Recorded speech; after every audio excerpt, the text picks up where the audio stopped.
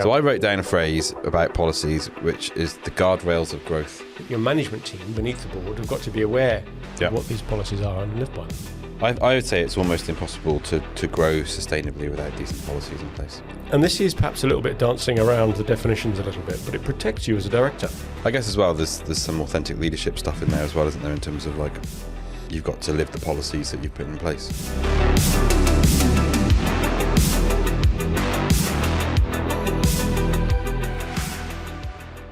Do you know much about Bulgaria? No. Well, we should have rehearsed it. No. My lad's gone there skiing. Okay. It's his birthday today and he's going out there. That'll date the recording. But I know nothing about Bulgaria, apart from the capital, I think is Sofia, isn't it? Yes. I think I've heard there's quite a lot of queues in Bulgaria. Are we talking about for skiing or for bread? I've just slighted a nation that's probably on the up and has got an amazing GDP. Bulgarian Embassy Online one. Yeah, I've just assumed that they're in some way struggling for bread. No, I didn't mean that at all. I think Bulgarian Embassy. I think it's a bit like Switzerland, where you've got to get on the gondola to get up to the resort area. Oh yeah. I think it's a little bit like that, but maybe not with quite the efficiency of the Swiss. Well, for next week's recording, I can tell you all about it in as much as he tells me. He might be all right though, because he's not going in term time, is he? True. Sorry, he's going in term time, not. He's going in term time, not in half term. Yeah, exactly. Which is a top tip if ever you go skiing. Yeah. Take your kids out of school, just go. Well, or after they've left, then it's definitely off to go in half term. So, I'm off next week, so definitely out of half term time. So good. Okay, so I'll tell you all about Bulgaria next time. Bulgaria, do a bit of research. Yeah. Happy birthday to him for the day. Right, should we do a podcast? Let's do a podcast.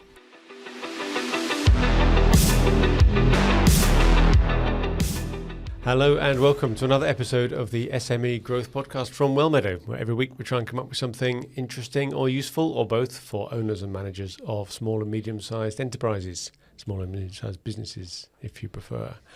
And we've had a run of episodes with just you and me, Mr. Buckle. We have.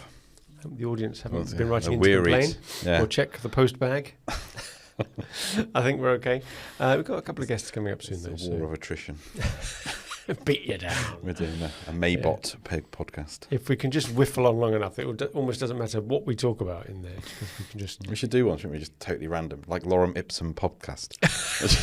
just see whether anybody notices. Do you think like people listen to the shipping forecast not because they need the forecast, but they just Have you ever read that book on the shipping forecast? There's a few. I've read one of them. The one that's very good. The guy goes. I think he goes around all the areas, doesn't he, and sees what's going on.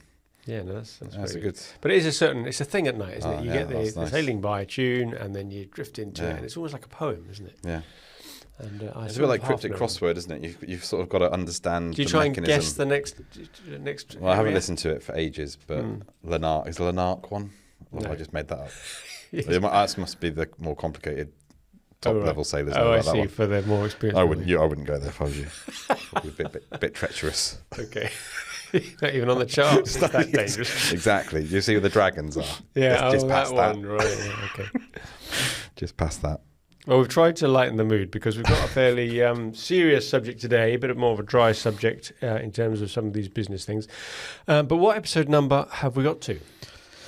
163. 163. Now, I can't imagine that starts finish. No, I was actually thinking about this in bingo the other day, actually. You've been to the bingo? No, well, I was wandering to the car the other day. I thought to myself, imagine if we did this episode, rather than darts finishes, you had a game of bingo that had 163 numbers. That would be a big game of bingo, wouldn't it? Yeah. Well, we could almost use it to put some lottery tickets on each week. Do a podcast bingo, couldn't you? Podcast bingo. See if we get certain phrases. We can sell the cards. Every time we come up with some other hackneyed business phrase, you get a line. Anyway, so what did we put? 163. 163. That's got to be a significant number of some sort somewhere. But anyway, we can't think of it. So what were the last 3 episodes? You got them written down there? Yep. So 160 is your busy schedule sabotaging growth? Yep, which we agreed it was. Yeah. We were busy doing that. And I've actually got the notes from that. I normally shred the notes. We do actually have notes, We have notes? We have notes. I've given away the big secret. Giving the impression that this might be in some way organised. But I've actually kept the notes from that on my desk, actually, because there were some interesting things in that. And then 161 was... how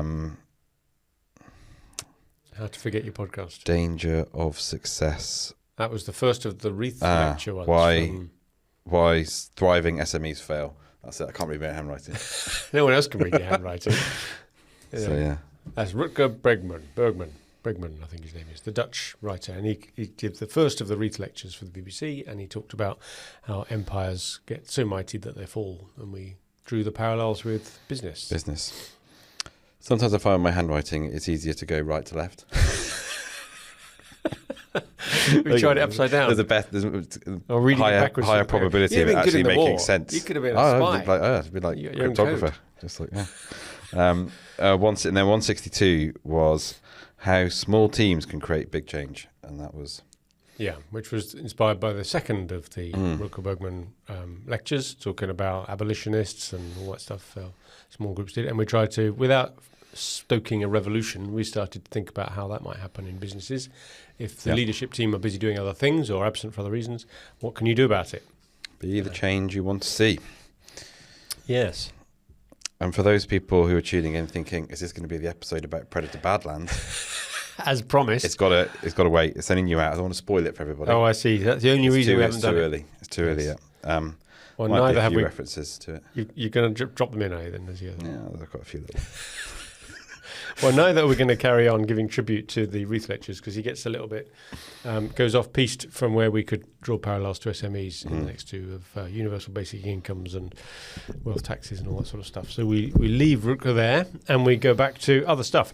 Now, this week we're doing a topic on policies. You can yawn now if you like. Give the cue to this. I think the important thing here, well, this came about because I was in a board meeting the other day talking about it. For those regular listeners, they will know that we chair an awful lot of board meetings. Now, we haven't updated this number for a while, but I keep saying about 3,500. But I guess as each year goes by, that number goes up by however many we do a year. So I've not updated that. But anyway, we've done a lot. And we have standard agendas that we use. And one of the items on the standard agenda is policy review. And it tends to get a bit skipped over. Businesses don't really want to spend, they want to get onto the sexy stuff and just tell us what the order intake has been and have we made any profit and what's the productivity like. And they're all sort of management meeting topics, really, aren't they? They're just how's the business going day to day, month to month. Whereas policies is one of those things like the risk register. It's a big thing. I think it needs a bit of reframing though, because I think it can be, done wrongly, it can be pretty boring. Yeah, often it is in fact, which is true of many things. But I think it is actually... I've had occasions where you've been through risk registers with people, and it is a bit of a yawn fest. You've got 70, risk. But actually what it drives is a lot of interesting conversation. If you take it seriously and don't think of it as a tick box exercise, but think existential threat to your business, what you're going to do to survive. And you treat it like that, and all of a sudden it becomes a bit more... You come out of it and people go, oh, actually, that raised some interesting stuff above the kind of day-to-day that we're not thinking about. And that is the job of the board, right? And I think the problem in small businesses is that we all wear multiple hats, and it's quite common to be a shareholder and a director and a manager and maybe even a worker. And toilet cleaner. We mentioned that on the podcast before. Gosh, I don't want to go there again. So you've got to remember that when you're in a board meeting, it's easy to fall into the trap of just being a manager or a doer and talking about your latest achievements. Whereas you've got a different role and you've got to try and somehow sort of change brain for that hour or two. And I would say, for those interested, episode 87 would be worth a listen to. That's where we did a whole episode on directors' duties. And where we actually kind of said, look, you have, as a director, you have actually got duties in law, which you need to be aware of. From the Companies Act 2006. Yeah. Absolutely. Well, that's a good one to go back. And we did one on risk registers before as well, making the point you just made, that whilst you set out thinking, I've just got to get through this, actually it does trigger things that you as a board member then think, oh gosh, I'm glad I thought about that. We can now put mitigation in place. I've got that Daniel Bedingfield song in my head now. I got to get through this. I got to get through this. You see, if we weren't going to get slammed for the copyright infringement, we could ask the editor to put that on in the background. But I'm glad you just did a little bit. Yeah, exactly. I think it's probably pretty good. I don't think that'll trigger the automatic censors. I think we're safe. Whether that was the authentic bit of music. Got away with that one. Yeah, do you do covers of anybody else? I'm available for weddings, parties, and bar mitzvahs. Yeah. You could do our opening theme tune. We should get the local college to write a piece of music for us, copyright free. So the point is, as a director, you have certain duties, and going through the risk register is one of them, as well as others. But your main role as a board is to set the direction, strategy of the company, and then make sure it happens, as well as holding the company accountable to external bodies. And this is the way, really, that boards delegate their decisions to the management. Yeah. And it just seems a bit odd when you're both. I don't need to delegate decisions to me because I'm me. I think if you were really stood back on it, though, you could almost say that that's an even greater reason to do it. Oh. How so, pray tell? Well, I'm intrigued. I don't know. We love a little kind of adage, don't we? But you're your own worst enemy, aren't you, with these things? Yeah. It's easy for you to make excuses for yourself all the time about, I really need to do that. We talked about Eisenhower Matrix a couple of episodes ago and things like that. So I think sometimes I think that's why, as I mentioned in the, previously just a few minutes ago, about why I've kept that podcast, the notes for that podcast episode on my desk, just because I actually want to go back and look at that and think, okay, well, how do I actually, do some of these things and put So I wrote down a phrase about policies, which is the guardrails of growth. Right. And I actually think if you reframe it like that rather than boring paperwork, it's actually, and I think as well, we've talked about, and I'm dancing around a little bit here, but Good Strategy, Bad Strategy by Richard Rummold. We've talked about that a few times on the podcast. Good book on strategy. His 3 kind of core principles of strategy are diagnostic, what's going on around here, guiding policy, and coherent action plan. But that guiding policy is really, really important if you actually want to stay on track. Well, and if you make it explicit, you write it down somewhere, you talk about it, you don't have to keep reinventing it. And I think that's the problem I find with policies that exist in the ether and are never properly discussed in those terms, is someone says something one day, well, didn't we say that we were going to do such and such? And maybe at the very top we should have said that what we're not talking about here is HR policies, the sort of stuff that comes into the handbook. Sure. And that's often what happens in the board meeting. You get to policy review and say, no, that's okay, we do that every summer when we have the HR consultant come in ready for the ISO audit. Don't worry about that, move on. So this is all the non-HR policies. And then people say, well, what other policies are there? Well, there's a whole ruck of them. All the stuff that we do every day is guided by a policy, like you said in Richard Rummeld's book for the strategy stuff. So let's imagine you didn't write it down. What is our currency hedging policy? Now, if you're just leaving that to the FD to come up with a decision whenever it fancies him or her, and then later you suddenly realise there's 100,000 currency loss in the accounts at the end of the year, everyone looks around and says, well, how did that happen then? Oh, well, we didn't hedge for that big deal that came through. Well, didn't we say that we were always... Well, did we say that? I don't know. Well, last year you did. Well, yeah, but that was because I didn't know that was the... And it's that sort of occasion you're trying to avoid. So, no, we have a policy that we are either minimum risk or we're opportunist or whatever we do, or we do natural hedging. This is how we manage currency fluctuations, or pricing negotiations, or which markets do we serve? Do we say yes to every order? We've had these discussions recently. And this week we said no to a request from a company that was prepared to throw money at us to solve a problem that they had. But the terms weren't right, and we understood that there was more of a risk to us in terms of taking the business in the wrong direction, a distraction, and potentially even a leakage of some of our IPR to a competitor. Now, we know that because we're small, and it just felt right, but we haven't got a policy that says, we don't do work for competitors and people else. Well, I think it actually as well helps speed up a lot of decision making. So on that, there was another example I think last week where a piece of work, potential work came in, and it was just, there was no way that we could have done it, and maybe historically we might have said, yeah, we'll do that. We almost certainly would have done. We probably would have done. Just find a way and do it and whatever, but it didn't fit some of the more kind of guardrail policies we've got now around what type of work we take on, and under what terms and conditions and things. And actually, having got that, it's a lot easier to say no rather than agonise over. And I was looking at some deals in someone's pipeline the other day, and I think they're probably going to have to go through a kind of policy process around how, like, what level of deal do you take on? There's stuff in there for £500,000 and there's stuff in there for 123 quid or something. And it's like, well, what are you doing? Like, they're 2 different businesses. How come they're in the same pipeline? Like, you've got to have some, do you have a policy say we only take on projects that are £5,000 a year or more? Or, what's our minimum thing that we'll take minimum on? Size, minimum margin. Let's not get bogged down doing stuff that's very hard to make money Yeah. on with indistinct deliverables, which can only lead the client to thinking maybe rather than that's fantastic. And as you say, actively turn work away. But on the delivery side as well, policies around who we work with, which partners do we have? Yeah. How do we select our suppliers / partners? There's so many. Yeah. We're going to come to a list of them all in a minute just to get people maybe thinking a bit differently. But just generally on the principles of why even bother with policies. It's this point of the board using a policy as a way of writing down once and for all until you change it, that that's what we've decided. Yeah. And in a board meeting, we're all familiar with the idea of having minutes which record the discussions and the actions come out of it. Sometimes we even have resolutions, which are very board level. We resolve to issue new share capital or change the Articles of Association or accept a debenture from the bank. These things that you need legally to have resolutions from the board on. But the other output of a meeting is the decisions. Yeah.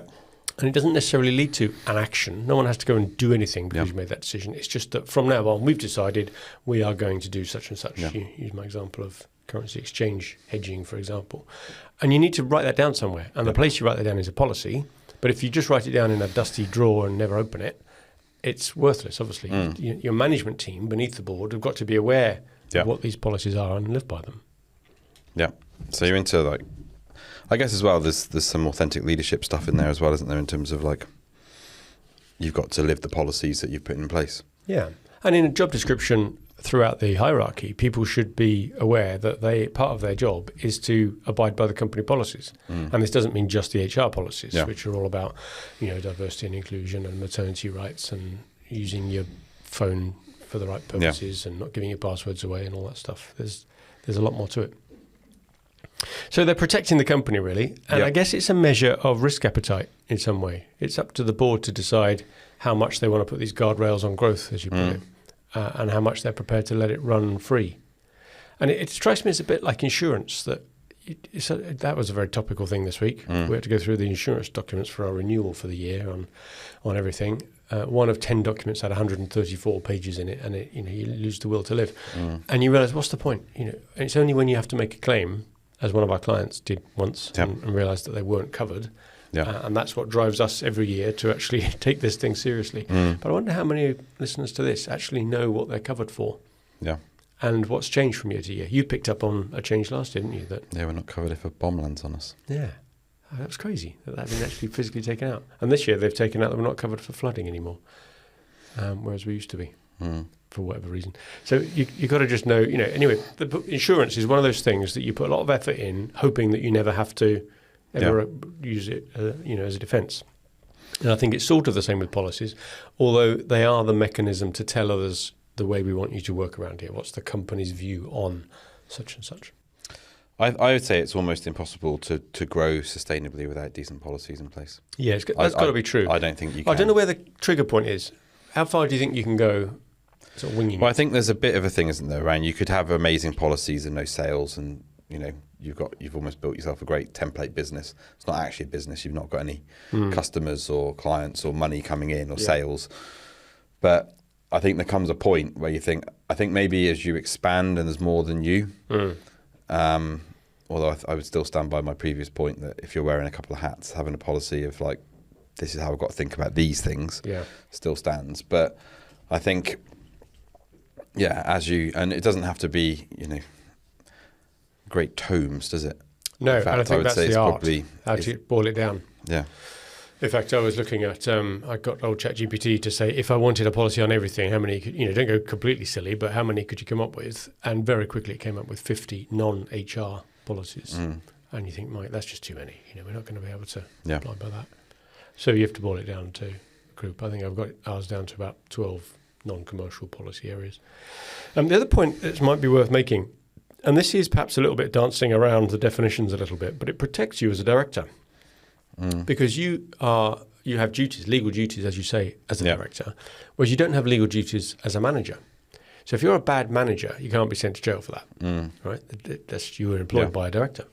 If you're a bad director, subject to who's suing you, then you could be in trouble. Yeah. So if you can show that the decisions you've taken as a director resulted in an output, a policy, say that's what we should be doing.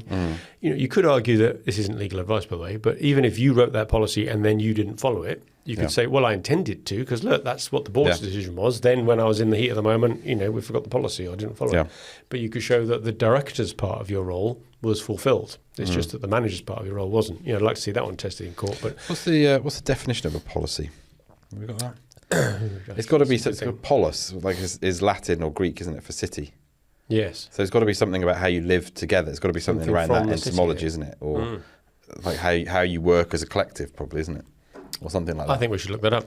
That's a good idea. I think that might policy shed some light on the subject. Just as you were saying, the policy, that was that's polis. That's Greek for city, isn't it? Yeah. Well, we'll look that up.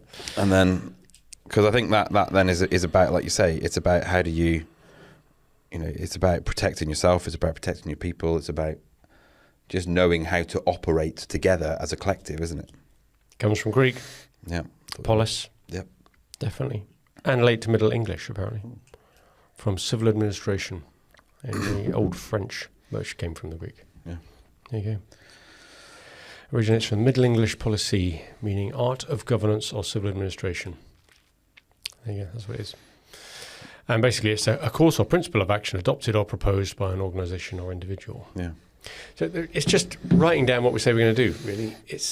Anybody with ISO 9000 needs to have a quality policy. Anybody with the health and safety standard, is that the 45001? They have to have a health and safety policy. You've got an environmental policy. They're the easy ones. There's a client of ours that's working with a major global fashion brand, and they've got an ethics policy that they have to sign up to. If you're a certain size of company, you have to deal with modern slavery through your supply chain. So even as an SME, if you're dealing with one of those, you have to have a modern slavery policy. Yeah. So these are just almost statements of the obvious. And you have those, and I can see why policies get a bad name, because there's nothing you would disagree with in one of those policies. You say, well, of course, we're not going to support or turn a blind eye to modern slavery or condone discriminatory acts and so on. And it becomes almost, it's obvious, I don't need to review that. But there's lots of others, like I talked about earlier with currency exchange policies, supplier selection and so on, that actually they are within your gift to decide perfectly reasonably to do it one way or the other. Yeah. And the people in your organisation know which way do you want us to go on this then? What's our risk appetite? And things like margins, from a sales team point of view. Yeah. How do you, what kind of margins are acceptable? How much can you discount?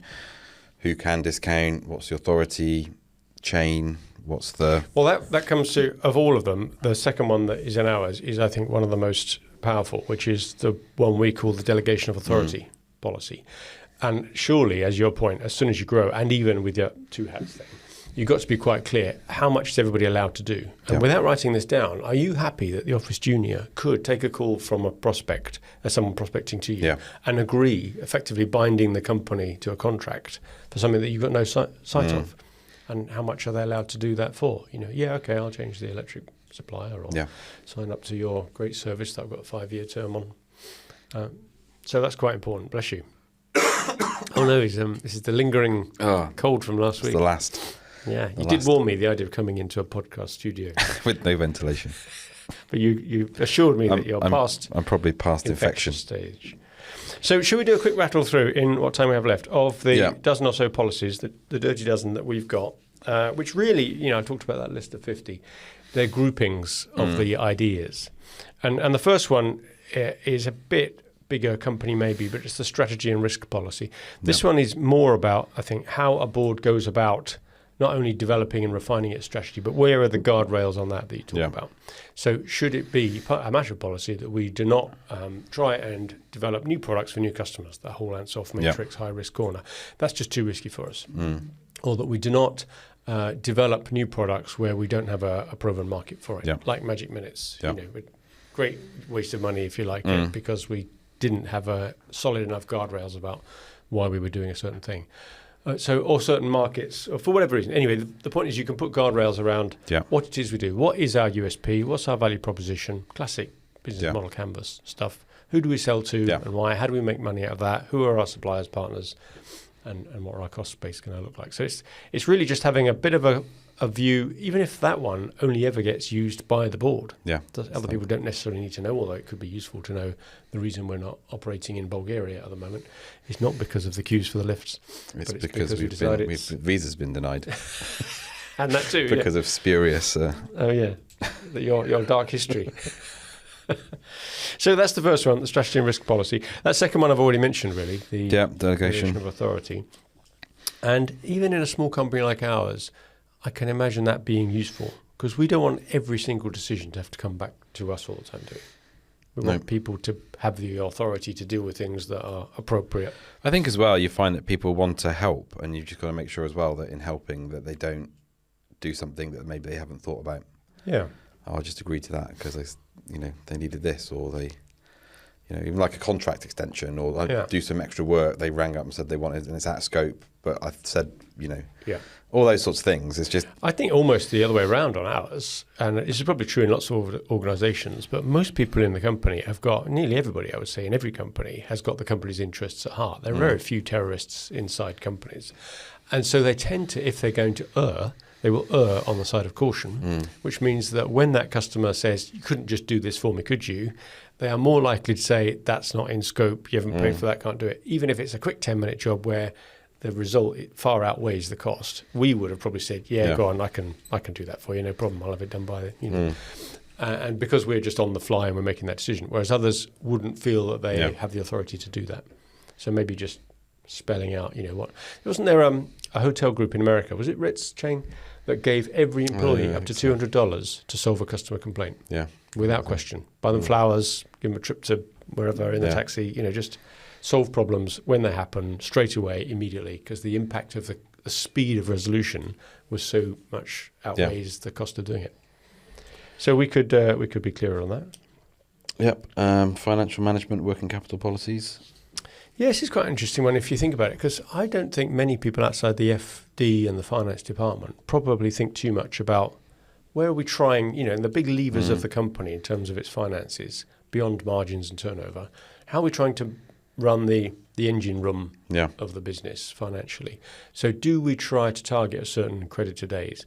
I get some of our clients to report on their creditor days in terms of what should they be contractually, what are the suppliers expecting to be paid, and what are we actually paying? Yeah. So give me those three numbers. Because it may well be that our terms say 30 days, but suppliers are used to being paid in 45, and we're paying in 45, which is great. Or we're paying in 60, and they're all upset. Yeah. Or we're ahead of the curve. Or not, just where are we? Yeah. And if we need to either free up cash or we can use cash, that's one of the levers we can use. Let's pay suppliers more promptly. Or maybe you have a policy that just says we will always pay all suppliers on time. Yeah. Or some companies have a different policy for small businesses, which I think is laudable as a small business. But if you've got a small company not reporting results, you're under 10 million turnover, at least try and pay them on time, because it's usually smaller amounts and it can be life and death for them. So be a good corporate citizen. So that's all that stuff.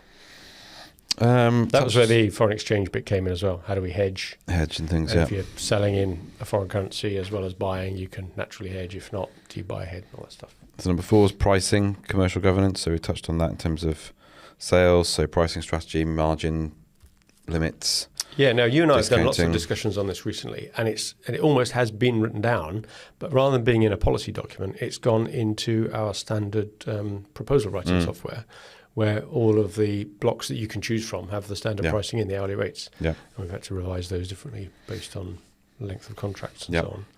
And when do we give discounts and all of that. So, and even if you want to have a certain latitude to decide it on the fly, at least decide what has to go up to board level for approval. Yeah.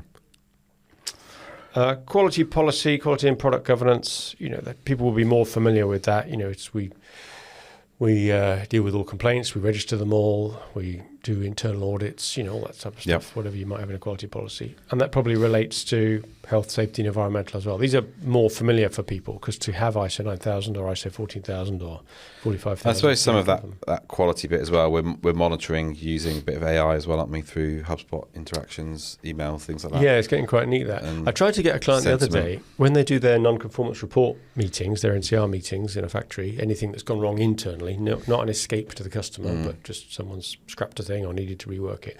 Why don't you just physically record the meetings where the experts in the room are discussing it? So you've got the guy who was the welder who spotted it and the guy from Fabs have come through to explain what he saw. Record that conversation, bung all that into the amazing engine that the AI brain is. And then in future, you could say, what sort of things go wrong here? What are the biggest risks? How have we solved them in the past? And rather than someone having to remember or having a great filing system, Just Ask AI. Just Ask AI. That's like a... Do you remember It's Just like Ask? That's an old search engine, wasn't it? Yeah. Or Ask Jeeves. Ask Jeeves, that was it, yeah. My mate Dan used to be the MD of Ask Jeeves Right. before he moved to Google. Yeah. Hello, Dan.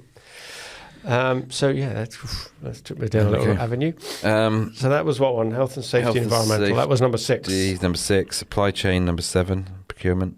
Yeah. So where do we buy from geographically? Do you want dual sourcing? How do you decide which things you want dual sourcing on and which things you don't if you're a manufacturer? Even for things like our electricity supply, what's our policy on that? Do we just take the cheapest every year? Do we go for 3-year deals?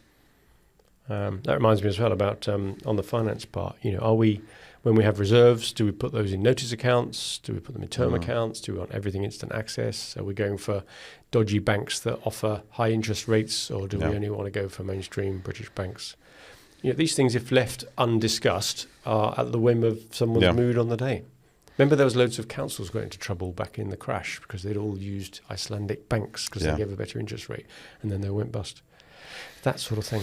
So that was supply chain, and that will include your anti-bribery, of course, as well, which most people should have under the Bribery Act 2012.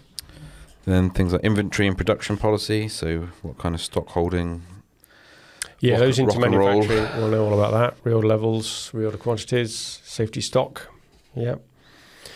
Export and trade compliance is number 9. Not everybody needs to worry necessarily about that, but even things like Incoterms. What are your standard Incoterms? That's not always export, is it? But are you doing ex-works, delivered duty paid, DDP, and all the new ones? Well, just even if you've got any clients, customers outside of the UK.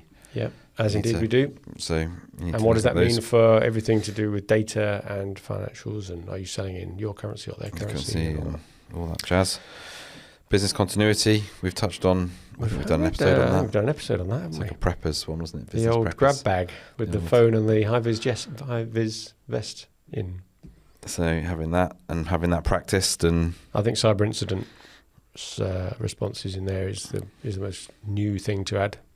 If suddenly that happens, it's not so much now the fire or the flood, which you've talked about. As those. That was number 10. So 11's ethics, conduct, and governance. Yeah, now a lot of that will be included in the HR policy, so I guess there'll be a bit of overlap here, but things like code of conduct, whistleblowing, that's where your anti-bribery and your modern slavery comes in.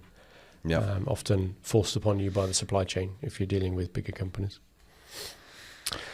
And lastly, if not least, this is something that's cropped up recently as well, cybersecurity. It's under the General Information and Systems Governance.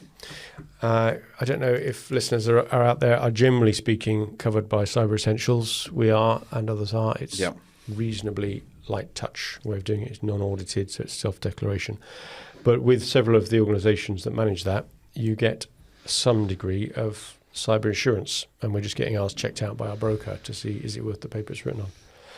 But what do you do? Have you got policies about passwords, and could you put your hand on your heart and walk around the office and say nobody's leaving their laptop open for someone else to walk up when they go and have a coffee and change their password, for example, or grab something off them? And have they chosen simple passwords of their pets' names or stuff?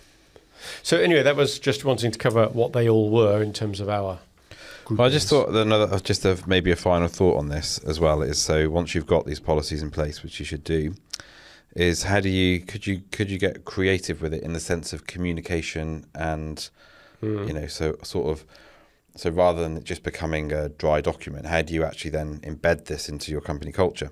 Okay. So I was thinking, could you do something, either could you turn them into almost like a magazine style, like almost take your policy booklet, make it into like a coffee table art book or something, or like an interesting poster where they all come together. I saw some quite interesting art the other day. Pretty sure the guy was on LSD when he did it, but it was quite an interesting map of stuff that was quite. And I thought, actually, just thinking about that with these policies, how do they all relate to each other? Almost like a data, visualization thing. Or the other thing I thought about, imagine you took all your policies and you put it into Google LN, which we've done before, and said, as you were talking about that, I thought this is classic use of that. And said, right, make a podcast that everyone's got to listen to. Yeah, it's a different digestible kind of thing. Go through the series, that type of thing. Then the other thing, my final thought on this was to maybe, and this is really locking it in, is if you think about, we talked about vision before, and Collins Porras vision model, where you've got your kind of values and purpose as a core ideology, and you've got your BHAG, your big, hairy, audacious goal, and your vivid description. I thought, imagine if you linked the vivid description of what the future looks like to the policies. Yeah. And then each bit of your vivid description was underpinned by policy. Yeah. So our IT will look like this and this and this and this, and our, whatever, finances will look like this. But it was all underpinned by a policy. Then you're actually tying your makes it real. future direction to an actual policy that you've got to abide by. More chance of making it happen then, isn't it? Yeah. Good. That's a nice. I might throw some of these into Notebook LM and see what it comes up with. It's good. And then make sure that everybody has access to it. Sister podcast. The SME Growth Podcast, Wellmeadow Policy Podcast. That's going to have a load in Oh, this. my goodness. Can imagine there's some. I'm not even sure our mums. Now, you know, on I don't know if you listen to Radio 4 much, where they go right up to the pips before the news, and they just stop talking as the pips come in. Yeah. Just to show up professionalism, you've got a online meeting starting in 37 seconds. So I'm just going to close the meeting now. You're going to walk out casually, cool as mustard, and go and sit on that call as if you've been preparing for it all morning. So I think we should stop there. Yeah. Thank you for listening to another episode of the SME Growth Podcast as Richard shuffles his papers and gets ready to leave the room in haste. But thanks again. And if you can forward this on to maybe someone in your business that's more interested in this sort of thing, and maybe get a discussion going in the board meeting. In the meantime, good luck with your business.